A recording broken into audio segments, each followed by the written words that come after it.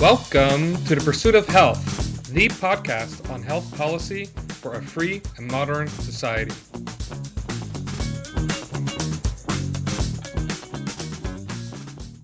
Welcome, everyone, to another episode of The Pursuit of Health. I'm your host, Raina Scher, and joining me again on the show today is Jared Rhoads. Welcome back, Jared. Welcome. Thank you. Good to be here. So we're having you on today, Jared, to talk about an article you recently published, bringing a drug to market versus approving a drug for a program. You had written a unpublished draft version of this article last summer when Vinay Prasad was first pushed out of the FDA, and you decided to publish it now because he's been pushed out again, and there's all sorts of turmoil going on at the FDA.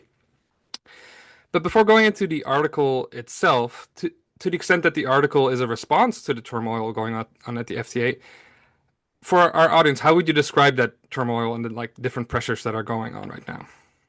As everybody who's listening to this podcast probably knows, right, the FDA is in charge of approving drugs, and that's a huge decision. That is what determines whether a drug company can bring something to market, right? And so there's billions of dollars at stake in these decisions. Some of these decisions are starting to become like political. And you have influencers weighing in on things, and you have contentious debates. There are patient groups, of course, right? Like if we're talking about a drug that's going to help a very specific patient group, then that patient group is obviously very activated into this, and they feel like this is their future is in the balance, right? And so there's a lot of people who want to get involved in these decisions now. And so that's, and in this day and age with social media and everything, and everybody being able to like instantly respond and take sides on things, that just, that the activity in this space just goes through the roof. Right. And one kind of explanation that I've heard for the kind of breakdown and the chaos at the FDA is that uh, Marty Makary and Vinay Prasad went in to try to, on the one hand, make certain aspects of the FDA quicker and more streamlined, but in other areas to increase the rigor and the standards because they felt that the standards aren't high enough, especially for cancer drugs, for example. Yep. And now, since they've both been pushed out, I mean, you can point to other things going on at the administration, which is kind of chaotic. Like, I think at least part of the reason why Marty Makary got pushed out was because he wasn't willing to put his stamp of approval on certain uh, flavored vape products, right? That's might be a dynamic going on there. But even if that weren't the case, the kind of narrative that you hear now is that, well, the FDA is still kind of like stuck in its ways. They're captured by corporate interests, and that's why like there was this huge campaign against these people trying to reform the system. And you get kind of like this sense of inevitability. It's like, well, this is just what happens when people who want to reform an organization come up against like a bureaucratic like wall and institutionalism and see you can't really reform the system. Now, I think that's different from the way that we think about it, and perhaps we can get into why this maybe wasn't inevitable. Yeah, yeah. Well, to build off of what you're saying there, there's a sort of too slow kind of idea that people have voiced for a long, long time. If you think about the incentives that an FDA reviewer, some scientist who's working as a for the FDA as and it's up to them to look at the reams of data that get submitted with these new drug applications and try to figure out whether this drug should be approved or not. Like there's a lot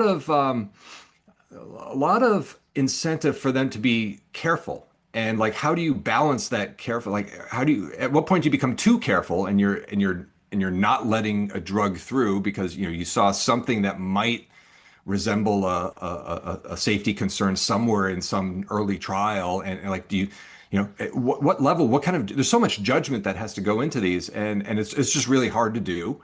So there's the possibility and the likelihood that things move a little bit too fast. But then at the same time, and with different drugs, for instance, as you mentioned, the dynamic can arrive where you've got so much industry money and interest in having them go through because again, like billions of dollars are at stake because everything hinges on this approval decision. It's not a decentralized thing. You know, when you put something out into the market, normally, you know, in any other industry, you're putting it out there, and then lots and lots of people get to individually weigh in, and you know whether it's the patients directly or whether it be like the insurance companies each taking a look at this and deciding whether it's going to be something they want to support or not. It would be a very decentralized decision. No, you know, no one person is making that decision for the entire nation, for instance. So anyway, with all of this focused on one kind of one person, one or often it's a team, but you know, one decision that's being made at the government level. There is there's a lot of interest to have things move along, and you know, some of the you know the developers, the drug developers, they put so much money into it, and if they you know if their study is a little bit suboptimal quality wise or methodologically, there's so many things that you can do with a randomized controlled trial.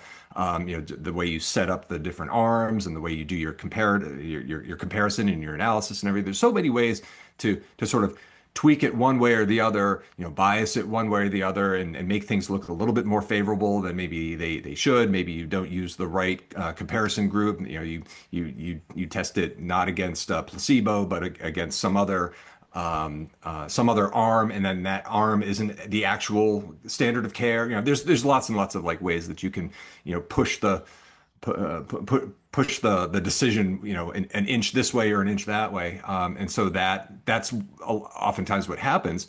And like, how do you judge that, right? Like, and how do you, if you're the regulator again, like, how do you kind of I guess protect the decision, the integrity of that choice of that decision against, you know, undue influence, right? So there's that whole thing too. I think another interesting thing to think about is that getting this approval, especially like for efficacy, which is what you need after it goes through being approved for safety, is that you might think like, okay, well, if it's only like marginally beneficial, like just give it the efficacy approval, and then it will go on to the market, and people can like kind of decide for themselves, right? Like if it actually is efficacious, right? It's just like a barrier that they have to go through. But it's also not that simple, right? Because merely getting the FDA stamp of approval regarding efficacy is itself like highly valuable, and you can like point that as like being authoritative, and so even though something might be only like marginally efficacious, having that stamp of approval is actually worth a lot, like in terms of marketing and things like that. And so I do think that given the way that it's set up, the FDA should think very carefully about what they can call efficacious or not. And also, and like this is starting to go into your article a little bit, is that there are certain kinds of cost consequences also to getting a stamp of approval from the FDA. Could you explain that a little bit? Yeah. Yeah. So on the cost side, there's I want to be careful here. There's I would call it maybe an implied or you know, there are norms about how drugs become covered after they are approved. Now it's not the case. It would be a little bit inaccurate to say that like as soon as you get the FDA approval, you're like automatically instantaneously covered by Medicare and Medicaid.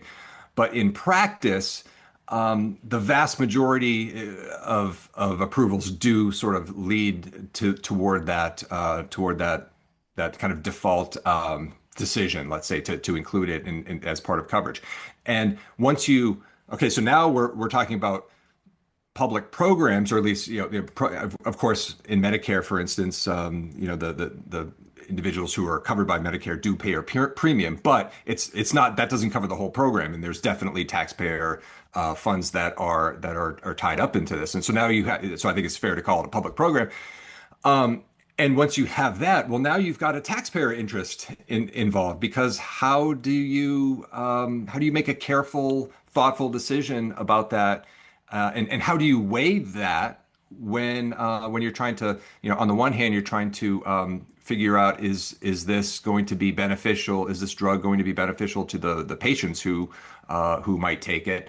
But then, like when the cost sort of doesn't either fall on them or it's not clearly a win, It's not clearly this like, huge, hugely favorable cost benefit ratio.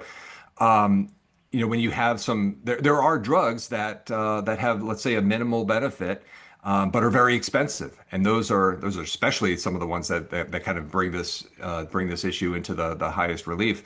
Um, and so, yeah, there's just I think it's an important thing to stop and consider. Um, when you've got a drug that is beneficial, but only by a little bit, and right there, that's a subjective kind of determination. Like is a 2% improvement in some clinical metric or outcome. Is that enough to be really excited about something and pay millions of dollars for it? That's a whole debate right there. Um, and so yeah, when we start to think about the cost implications, that's where the status quo starts to feel like it's not quite working the way that we would want it to. I think one option is to go the route of the UK and Europe, and you come up with like a cost, literally a cost benefit number. Oh, we're going to do this. It's called a quality, and there's different ways of doing it, but like a quality adjusted life year calculation, and we come up with some number that we think if it hits that number, then the cost is worth the benefit and everything, and then just kind of decide things that way. But that hasn't generally been a politically popular thing here in the U.S. People see that and think rationing.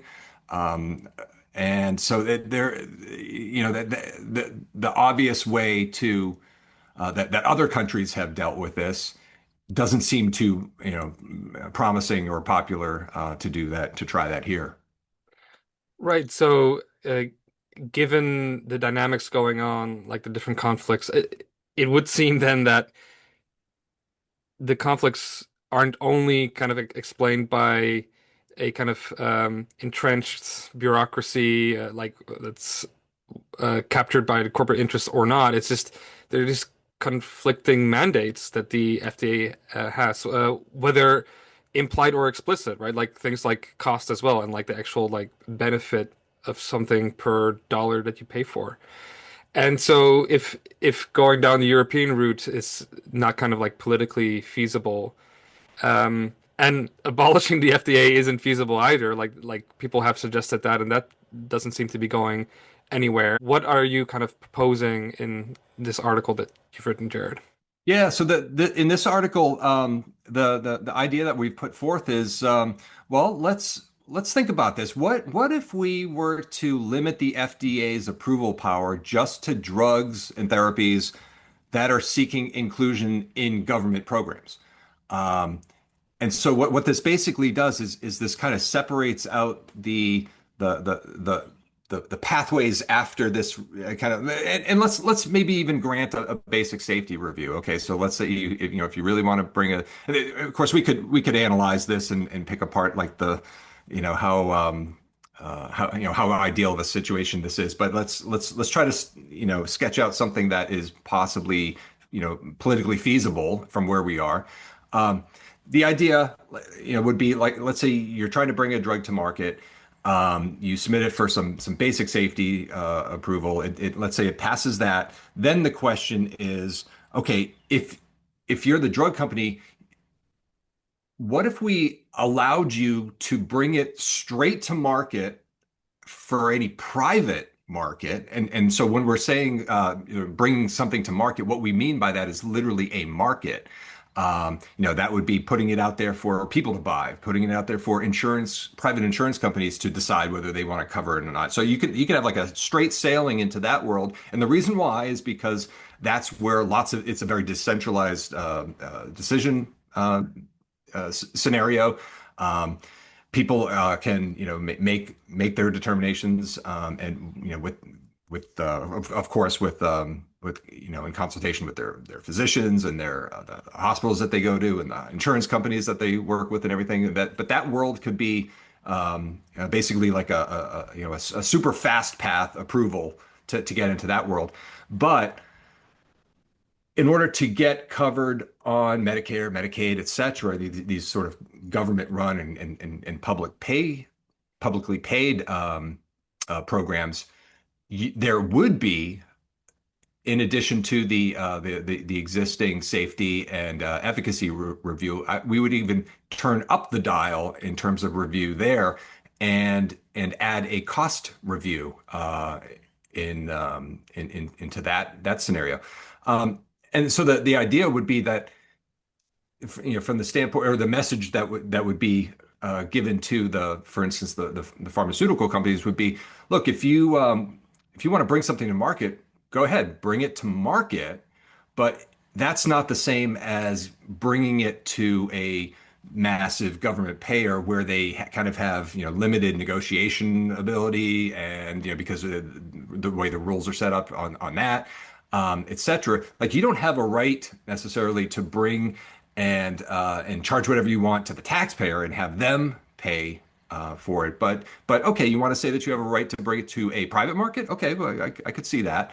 And so that's that would be the kind of like a bifurcation or a fork in the road, based on where you want to bring that drug to. Right, and this seems to offer some way forward for the different warring parties right now at the FDA, right? Like if some pharmaceutical company thinks that Vinay Prasad is just like way too strict, it's like, well, I'm gonna bring it to market like after I have my safety approval, but then it's on them to convince the payer directly, right? Like to convince the patients, doctors, insurance companies, whoever's paying for it, they would have to convince them to actually pay for it. Whereas like they don't get a free pass to just sell it to the taxpayer with little negotiation. But then if they do want the actual ability to sell it to a government program, then someone like Vinay Prasad, like he can fully express himself in that more rigorous um, approval pathway, right? And so like he can flourish there, and like you don't have this like constant conflict where people might be upset that like yeah, like sure, Vinay Prasad might think that this isn't worth it for people in his government program, but why should that be a barrier to me and my doctor and my sure getting access to this drug? That doesn't seem fair. And it creates some way that people can kind of go their own way. Right. Absolutely. And to talk about all the contentiousness too, right? Like, obviously this would I think have a positive effect in that, because as we talked about, like, that would, it's like a release pressure valve, right? I mean, like you can no longer say, look, that the government is holding up this promising drug that I want. It's only holding it up if you're being on that program relative to you, but there's a recognition that it's not only your interests at stake, because in that context there are multiple interests in stake, including the taxpayer interest in stake. Now, in a private scenario, it can just be basically your interest at stake, your interest in conjunction with insurers, and but those are insurers that you've chosen to deal with, and that you chose to buy the policy from insurer A instead of B, et cetera. Um, and so, yeah, I mean, I think it's a new idea. I mean, I want to be I don't know, modest about, maybe somebody somewhere has sketched out something like this in the past. I don't know. The policy sphere is huge out there, and there are lots of books that come out and papers that come out every year, and countless think tank articles. But I've never heard of this kind of idea, and so we're sort of putting this forth as a very tentative kind of idea and proposal. It's not fully written out or anything. We haven't examined every last implication of it. It seems pretty good out of the box so far. And if there's interest in it from people, I think we would, examine how this would play out, and we could write more on it. We could, develop it a bit more. I think as just sort of like a first thought to put out there, it's interesting, and that is the role. That's part of the role of a think tank. Think tanks have multiple roles. Sometimes it's to get get a good vetted idea and keep it alive long enough for it to see the policy window where things can come along and then that idea can be, implemented. Other times it's to change the the the the the communication around a vetted idea. There's a well-known good idea out there, but the communication around it is bad, and so the sometimes think tanks are shaping the discussions that way. Other times, think tanks are coming up with brand new ideas, right? And those have to start somewhere, and then over time they'll get analyzed and changed, and all the details will get filled out. But this is sort of like I said, sort of an initial sketch out of a possible idea that hopefully starts some conversations.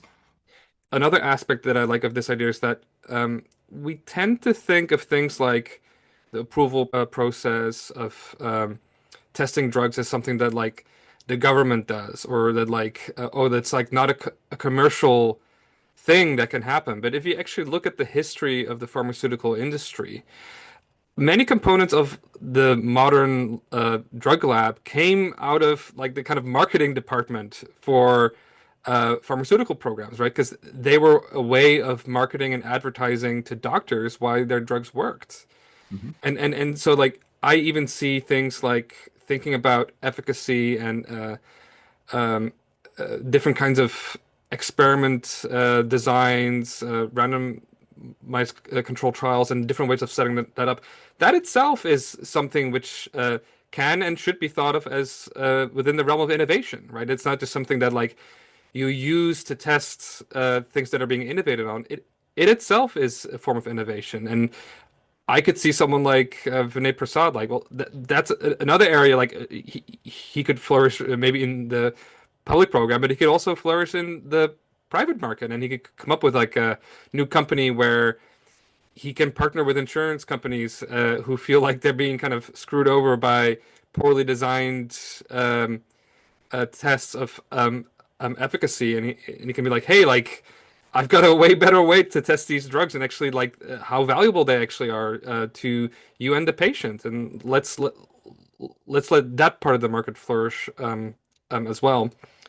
But I did, Jared, want to like return to one thought that I had about your proposal, and we discussed this behind the scenes as well. Like one potential pushback is that some part of the public programs being Medicare is for 65 plus, right? And if you're in like once you turn 65, you're in Medicare, whether that's traditional or Advantage. And some conditions really are only prominent in that group, right? Like so like Alzheimer's or other age-related diseases. What's your response to your proposal being kind of like shutting those people out of the private market entirely? Or is there some way that you can have both like the kind of rigor for public programs and yet give those people still the freedom to go into the private market? Right. I think that's a fair thing to raise. Yeah. What about the people, the companies that are developing drugs only for the people who are most likely to be covered by Medicare? It's a geriatric kind of drug or something like that. It's an Alzheimer drug or something. Yeah. I mean, I think they would probably.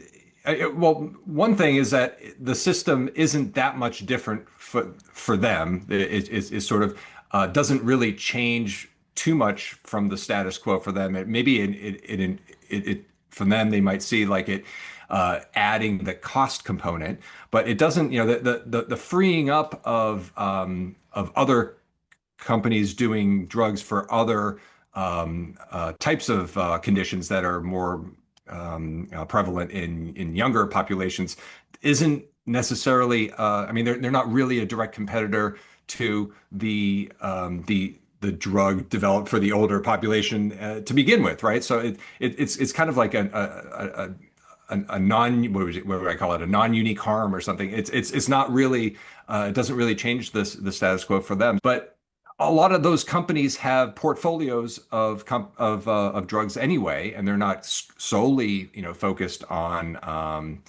on drugs that would be, not be able to take advantage of the more direct line to the private market. And in the long term, maybe that would, maybe there's a future in which not 94% of seniors are on Medicare. I mean, this could almost open up or spur some thought towards a future where there are some reasonable and attractive insurance plans for seniors that are from the private market. Right now, the private market sort of just figures that Medicare takes care of that entire market, and they don't develop much for it. And it's sometimes only the the super rich that would seek out their own private plans. So yeah, I mean that's something to think about. It doesn't seem like a game stopper for this idea. It's just something to think through and see if there's some details that need to be implemented in a certain way. Yeah, I mean, I definitely like the idea that having a kind of like faster, more innovative market, if people in these public programs like feel that they're missing out on that dynamic, right? Like they might not miss out on a particular drug because they're no worse off. Yeah, maybe that might put a little bit more pressure to give seniors option for an actual private alternative. Mhm. And then that can help reform the rest of the system as well. So Yeah. you see then how some of these ideas of separating the public from private can have like downstream consequences for doing that even more. And I would just jump in real quickly to say that, like, recall there are still like kind of like bridges between these two different worlds too, like something like Medicare Advantage, right, which is like like partly private but partly government, right? It's that's a whole different conversation, but like maybe they take the lead in being the bridge between this and selling coverage that is like a private add-on in a way. I mean, you'd have to be careful about how you design it and everything, and maybe you would even require some small policy changes to make that feasible and everything. But they could be the change leaders here in that kind of thing. I see the question as a good thing to think about, but I don't see it as like a showstopper.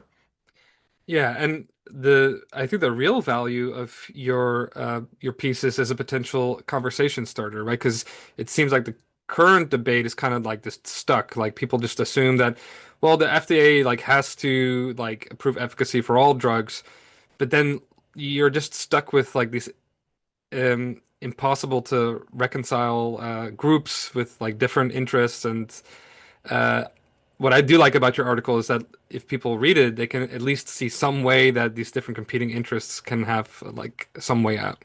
Absolutely, yeah. And there's these decisions, right? They're so tough. It's almost unfair to ask somebody to like make that kind of decision.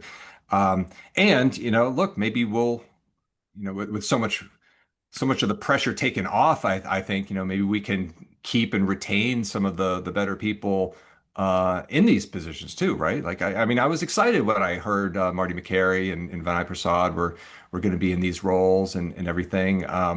At the same time, I'm not shocked that they don't last the whole term. It's such a pressure cooker. It's such a tough position to put anybody in, and them sort of being driven out was unfortunate, also understandable, right? I mean, a lot of mixed emotions about that, but yeah, I think this would be something that has a positive effect on that whole dynamic too.